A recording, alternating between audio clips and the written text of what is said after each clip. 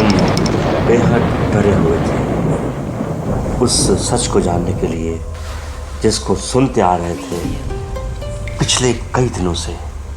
तो हम आ पहुँचे दिलकुशा कोठी, जो लखनऊ से लगभग 15 किलोमीटर दूर पूरब की दिशा में घने जंगलों से घिरी हुई है। जी दोस्तों, ये सामने जो कोठी आप देख रहे हैं, इसमें कई सारे ब्रिटानिया अफसरों की मौत हो चुकी है। और उसके बाद ऐसा एक संदेश फैल गया कि यहाँ पर कोई भी अफसर रहने के लिए तैयार नहीं था।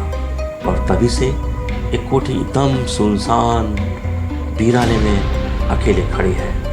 आखिर क्या है वो सच कि शाम 6 बजे के बाद यहाँ पर कोई भी नहीं आता है? जी दोस्तों, मुगलिया और ब्रिटिश आर्किटेक्ट की शानदार इमारत खाली क्यों पड़ी? कोई क्यों नहीं आता यहाँ आखिर इस कोठी को देखने के लिए, संरक्षित करने के लिए? ये पूरा सच जानने के लिए हम आ गए इन्हीं घने जंगलों के बीच में दिलकुशा गार्डन, जो कि लखनऊ के एक दूसरे छोर पर स्थित है। तो हमने जाना इस कोठी का सच और वो सारी अफवाहें जो यहाँ को लेकर के लोगों ने बना रखे हैं। बेशक ये लखनऊ शहर की मोस्ट हॉन्टेड कोठियों में से एक है, जिसे हम दिलकुशा कोठी के नाम से जानते हैं। दरअसल दोस्तों, नवाबों के दौर में सादत अली खान के द्वारा बनवाया गया यह महल या कोठी उस ज़माने की है जब नवाब लोग शिकार खेलने के लिए जंगलों में आया करते थे और रात हो जाने पर कभी कभी यहीं इसी कोठी में रुक जाया करते थे। लेकिन 1857 के संघर्ष ने भारतीय सिपाहियों ने कई सारे अंग्रेज़ अफसरों को इसी कोठी में ढेर कर दिया। और उसके बाद लोगों में ऐसा संदेश फैल गया कि रात में कोई है जो सफ़ेद पगड़ी और सफ़ेद कुर्ते में दिखता है, लेकिन जब टॉर्च जलाओ तो गायब हो जाता है। हालांकि मैंने कई लोगों से जानने की कोशिश की, लेकिन किसी ने भी ये स्वीकार नहीं किया कि हाँ, मैंने उस आत्मा या साये को सामने से देखा है। तो दोस्तों, हम यहाँ आ गए जानने के लिए आखिर क्या है सच, क्या है वो कहानी जो छिपी है इस कोठी के हॉन्टेड होने के पीछे। तो जान पड़ा कि यहाँ पर 2 बड़ी बड़ी शानदार कोठियाँ खड़ी हुई हैं, जिनके आगे बड़े ही खूबसूरत लंबे और चौड़े पिलर्स बने हुए हैं। कोठी पूरी तरह खाली है। लाहौरी ईंटों से बनी हुई ये कोठी अपने आप में एक एंटीक्विटी को दर्शाती है, जो कि बताती है कि पुराने ज़माने में भवनों की शैली और निर्माण कितना मजबूत और ठोस होता था, जो आज तक लगभग 200 वर्ष बाद भी खड़ा है एकदम अपनी मजबूत हालत में। और सामने मुझे कुछ दिखी ऐसी कब्रें जहाँ पर दफन है वो अंग्रेज अफसर जिन्हें भारतीय सैनिकों ने, विद्रोहियों ने मार गिराया था इस कोठी के बीच में। जी दोस्तों, सामने की तरफ आप देख रहे हैं एक कब्र है जहाँ पर दफन है वो अंग्रेज अफसर जिन्होंने हमारे भारतीय सैनिकों पर जुर्म ढाए, लेकिन उनकी बंदूक का निशाना होने से बचे नहीं और आखिर यहीं ढेर हो गए इसी कब्र के नीचे।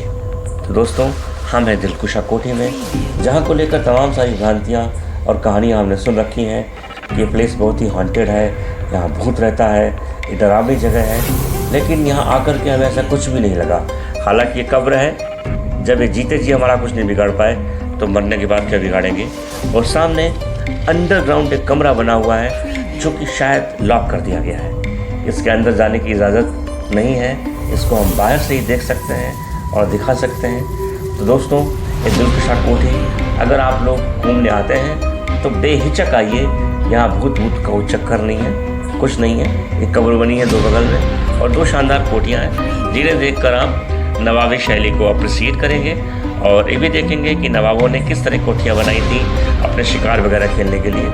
बाकी तो जंगल है चारों तरफ और एक एकांत प्लेस है, यहाँ पर आप कुछ पल सुकून के बिता सकते हैं, लखनऊ की भीड़ भाड़ और चिल्कों से थोड़ा अलग। तो दोस्तों, देर किस बात की है, अगर आप इस कोठी में रहना चाहते हैं तो आकर के घूम जाइए। दिलकुशा गार्डन, दिलकुशा कोठी के नाम से मशहूर यह इमारत बेशक संरक्षित स्मारक है जो कि यूपी टूरिज्म के अलावा आर्कियोलॉजिकल सर्वे ऑफ इंडिया में शामिल है और यहाँ की देख रेख गवर्नमेंट करती है। और शाम 6 बजे के बाद यहाँ नहीं आने के पीछे की जो कहानी है वो कुछ और नहीं है दोस्तों, वो यही है क्योंकि जो ऑफिस टाइम होता है वो 10 से 6 होता है और उसके बाद जो एएसआई के लोग हैं या यूपी टूरिज्म के लोग हैं वो यहाँ से चले जाते हैं और यहाँ लॉक लग जाता है। यहाँ की एंट्री बिल्कुल फ्री है। आप यहाँ पर इस बिल्डिंग की जो नक्काशी है लखौड़ी ईंटों से इसका निर्माण जो हुआ है इसको देख सकते हैं। साथ ही इसके सामने बना हुआ पार्क, वहाँ पर अपने समय को बिता सकते हैं और बैठ सकते हैं। जी दोस्तों, ये इसी बिल्डिंग के ठीक सामने की तरफ 2 पार्क बने हुए हैं। उन दोनों पार्क में आप बैठ सकते हैं। इसके दाहिनी साइड में 2 कब्रें बनी हुई हैं जो इस बात की गवाह है कि भारतीय सैनिकों ने किस तरीके से गोरों को मार गिराया था और वो यहीं दफन कर दिए गए थे। हालांकि ऐसा ज़रूर हुआ कि 1857 के संघर्ष के बाद किन्हीं कारणों से कई अंग्रेज़ अफसरों की मौत हो जाती है इसी कोठी में रहते रहते, लेकिन उसकी वजह भूत था या कोई प्रेतात्मा थी इस बात की भी पुष्टि नहीं हो सकी है। इसलिए एक के बाद एक होती हुई मौतों ने अंग्रेज़ों को डरा दिया और उन्हें किसी साय का अंदेशा हुआ जिसकी वजह से उन्होंने कोठी दिलकुशा हमेशा हमेशा के लिए खाली कर दी। जी दोस्तों, ये सुरंग नुमा इमारत आप देख सकते हैं सामने, क्या लाजवाब है। भले ही इसको लोग मोस्ट हॉन्टेड प्लेस कहते हैं, लेकिन मुझे यहाँ डराने वाला ऐसा कुछ भी नहीं दिखा जहाँ पर किसी प्रेत आत्मा भूत प्रेत की साया हो। ये कोठी बिल्कुल साफ सुथरी है, आप बेशक आंखें यहाँ घूम सकते हैं। दोस्तों, दरअसल 1857 का जो गदर मेरठ से हुआ उसकी चिंगारी भले ही मेरठ में शुरू हुई थी, लेकिन उसने पूरे प्रदेश में और देश में आग लगा दी। बरेली, मुरादाबाद, शाहजहाँपुर से होते हुए ये आग की लौ लखनऊ कब आ पहुँची ये मालूम ही नहीं पड़ा। और फिर यहाँ पर चिन्हट की जंग हो या फिर मणियाओं की जंग या फिर इस दिलकुशा कोठी की लड़ाई, इसमें हमारे भारतीय सिपाही पूरी मुस्तैदी के साथ गोरों का सामना करते रहे। उस जंग में भले ही जीत गोरों की हुई, लेकिन भारतीय सिपाहियों ने और सेनानियों ने उनको एक संदेश ज़रूर दे दिया कि जिस कोठी में तुम अभी अफसर बन के रह रहे हो उसी कोठी में तुम भूत बन के भी भटकोगे। इससे कोई भी संकोच की बात नहीं है। और फाइनली आज अभी भी बहुत लोगों में संदेह बना हुआ है कि दिलकुशा कोठी रात में जाने के लिए सेफ है कि नहीं है। इसलिए आसपास के लोगों की सच माने या अफवाह कि वहाँ पर आने वाली आवाज़ें और वो टॉर्च की रोशनी में दिखने वाला एक लंबा सा बूढ़ा शख्स जो सफ़ेद पगड़ी पहनता है आखिर कौन है। शायद इसलिए ही लोगों के मन में ये भ्रांति फैली है कि दिलकुशा कोठी ऐसी कोई जगह नहीं है जहाँ पर रात में भी घूमा जा सके। ये कोठी बेशक ही नवाबी दौर में दिल को आकर्षित करने वाली थी, जिसकी निर्माण शैली, जिसके पिलर और जिसका जो आर्किटेक्ट है आप देख करके आकर्षित हो सकते हैं। लेकिन फ़िलहाल अभी के लिए ये कोठी एएसआई के अंडर में है और आर्कियोलॉजिकल सर्वे ऑफ इंडिया इसकी देख रेख करता है। और यहाँ पर शाम 6 बजे के बाद आने पर पूरी तरह पाबंदी है। हालांकि साफ़ सफाई के अच्छे बंदोबस्त हैं। दिन में अगर आप आते हैं तो एक टूरिस्ट की हैसियत से इस कोठी के साथ साथ बगल में फहराता हुआ तिरंगा झंडा भी देख सकते हैं। लेकिन रात में आने की ज़रूरत मत करिएगा दोस्तों, क्योंकि भूत है या नहीं है इससे मतलब नहीं है।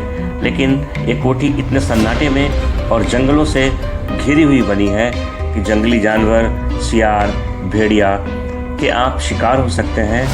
अतः इस कोठी में आप रात में आने की कतई भी कोशिश ना करें। और अगर आपको हमारा वीडियो अच्छा लगा हो तो शेयर करें। जय हिंद, जय भारत।